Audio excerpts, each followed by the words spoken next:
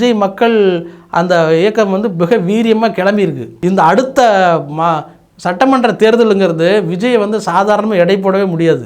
அந்த அளவுக்கான ஒரு பெரிய சக்தியாக வந்து அவர் மாறுவாருங்கிறத நான் இப்போவே சொல்கிறேன்.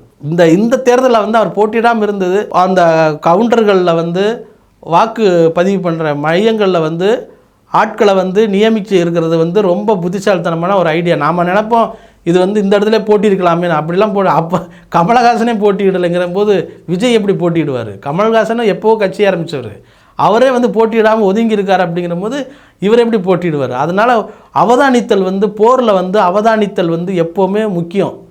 யார் எவ்வளவு எதிரியோட படை எங்கே இருக்குது, அவங்க எப்படி எங்கேருந்து வருவாங்க, அவங்க தாக்குதல் எந்த மாதிரி இருக்கும் அப்படிங்கிறத வந்து நீங்கள் வந்து கண்டிப்பாக வந்து அவதானிக்கணும். அப்படி தான் விஜய் வந்து இந்த தேர்தலில் வந்து தன்னுடைய வியூகங்களை வகுக்கிறதுக்கான கவனத்தை ஏற்படுத்துறதுக்கான ஒரு விஷயத்தை பண்ணுவார்.